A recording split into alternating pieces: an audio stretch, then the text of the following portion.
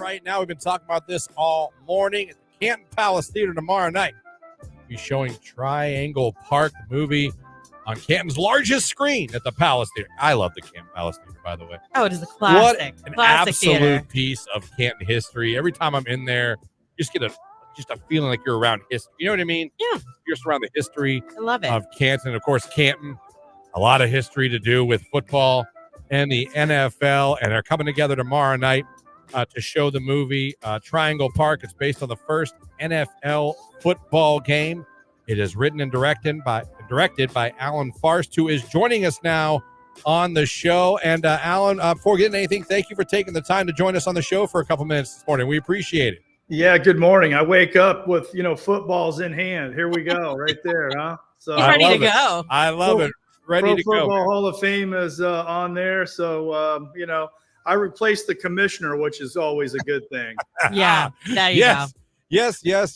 Before we get into the movie, how cool is it that you're going to, for you to be coming here to Canton, like the birthplace of football, with the Pro Football Hall of Fame, to be here to show this movie and talk about it tomorrow on a personal level? Well, it's bananas when you really think about it. I mean, to think about the birthplace of the NFL, Canton, Ohio, it's legendary. And, Bender's Tavern is such a great restaurant, Yes. Owned by the John Jacob family and all that. It was magical when we filmed there. It was one of those places that was just majestic when we lit it, and we had all the reenactments that were done there. And of course, spending time at the Pro Football Hall of Fame is always an honor. So, I just wanted to I was a fan of football. I played quarterback as a kid, and for me, this was just a passion project. And so, I just said, what could I do for my hometown, Dayton, Ohio, to tell this story?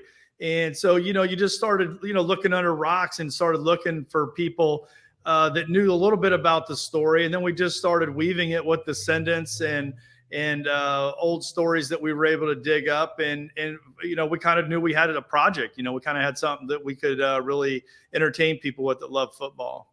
How long did it take, as you said, like start turn over stones, start asking around? How long did it take before things started falling into place for you and you started really getting kind of the story of that game to a point where you're like, I've got something here. If I can sit down, I can start writing.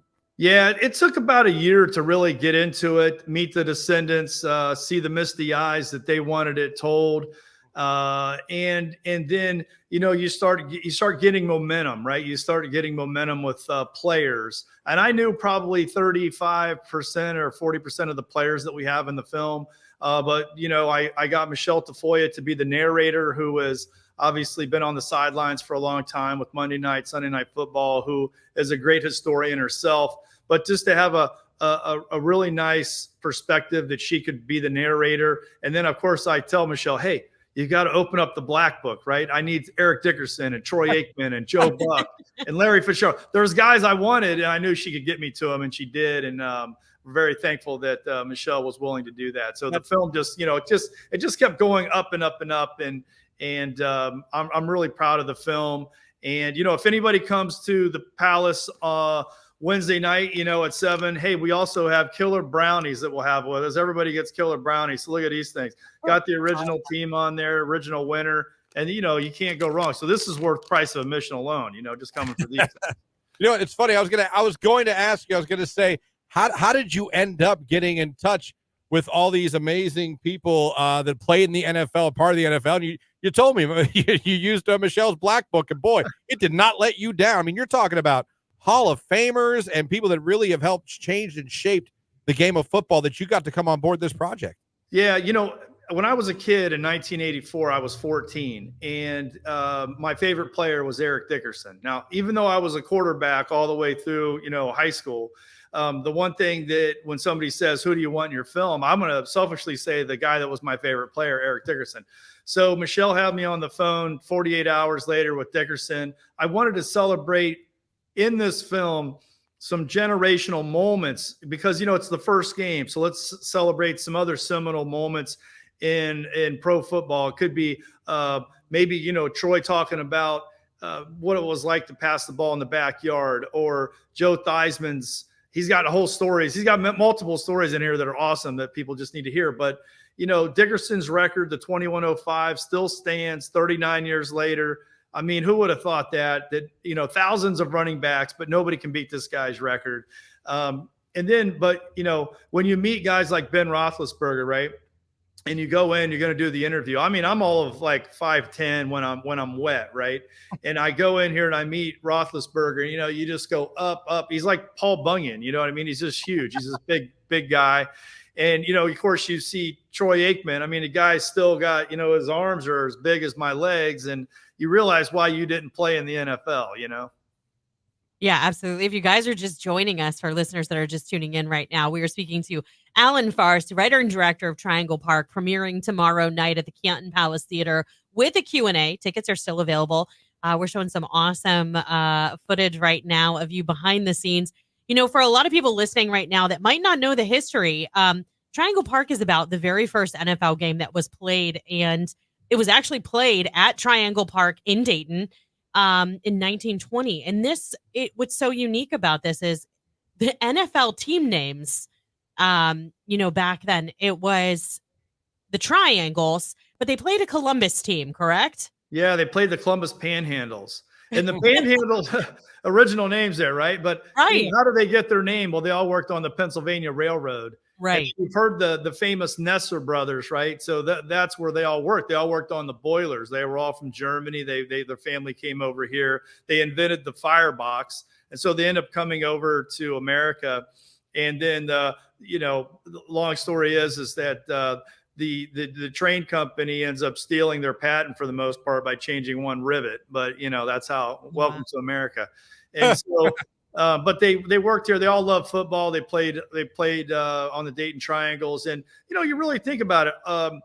Ohio is such a hotbed for football, not just today, but back then. I mean, we had the Akron Pros, Dayton Triangles, Columbus Panhandles, Canton Bulldogs. I mean, we had all these teams were here, and the birth of the NFL truly came out of Ohio. And I think that's one thing we're celebrating with the film is, for that love of the game.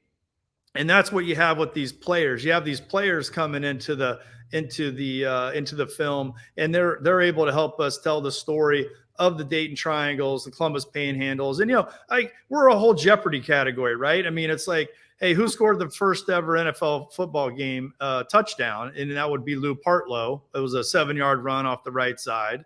Where was the game played? Who won? I think for $500, some of these things should be able to be answered. And hopefully they will after everyone sees the film.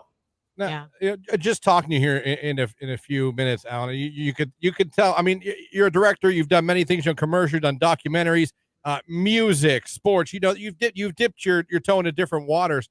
But just talking to you, you can see the passion that's behind you in this project. Why did this one become? Because you can just tell. How did this one become so personal for you? And why did it seem like did this? And maybe I'm reading it wrong. Go more from like work to like a labor of love for you?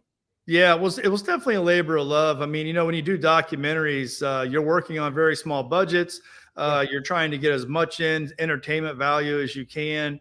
And, you're really just working closely with everyone. It's just an intimate situation, and it's a long period of time. I mean, this took 3 years to produce and make, and you've got to have a lot of people like help hold you up during that process. Right. So, and I see you guys are putting up a cool picture of us behind the scenes there.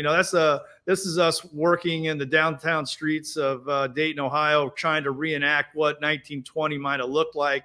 Now it's a $300,000 Packard from the Packard Museum. And then you can see the little girl in the back seat there. That's actually my daughter. So, when you're trying to save money on projects like these, you got to pull the kids out. So, of course. Yeah. What an awesome experience for her, though. Oh, it was great. She loved it. You never know what your kids are going to do when they get into a movie, because a lot of people get weird once the camera gets on. But I think in my case, my kids were so afraid to let me down that they went through the motions, and they were very sweet. I had all 3 of my kids were in it. So it was a good family moment. Yeah, for sure. Well, we really appreciate you taking time out of your day today. I know tomorrow is going to be a very busy day for you. Yeah. And for those of you listening right now, if you want to see this movie, this documentary film premiering tomorrow night, Canton Palace Theater. Go to cantonpalacetheater.org. It's super easy. cantonpalacetheater.org. Grab your tickets because it's going to be an amazing night full of information and history about football. And I have no doubt this Q&A is going to be so much fun. People are going to learn a lot of things. Yeah, I think the Q&A is going to be fun. I've got Jack Giambrone, who's coming up, who has the world's largest collection of Vince Lombardi materials and assets and stuff. So he's going to be there, and he's going to bring some stuff that I think is going to blow people away in person. You really have to see some of the things with your own eyes, which he has. And then, of course, we'll have some of our gold balls and some, things like this we'll have on for sale, and T-shirts. And those are always kind of fun things because, they're kind of, they're, I don't know, say collectors, but, they're only here for a bit, and then, they'll probably be gone. So hopefully if you're a football fan, you can add one of these into your collection for the holidays or something. So for sure. Yeah, so awesome. I look forward to seeing everybody. I look forward to going to Bender's and doing all the things we do when we come into Canton. It's a great town. You guys got a lot of good people there. Appreciate that, man. And congratulations on Triangle Park. Good luck with everything with it. It's going to be a great time tomorrow. And just thanks for taking the time to talk to us about it this morning. Yeah, thanks, guys. Thanks for the love. Appreciate it. Absolutely. Right, thanks, Alan. It's Alan Farst, the writer and director of Triangle Park, based on the first NFL game ever played. Like Lauren said, Canton Palace Theater tomorrow night. Get your tickets. Can you imagine what your jersey would have looked like nowadays if we still had the triangles and the panhandles? Yeah, it'd be playing in the NFL. You're a panhandle fan. It'd be interesting. It'd be real interesting.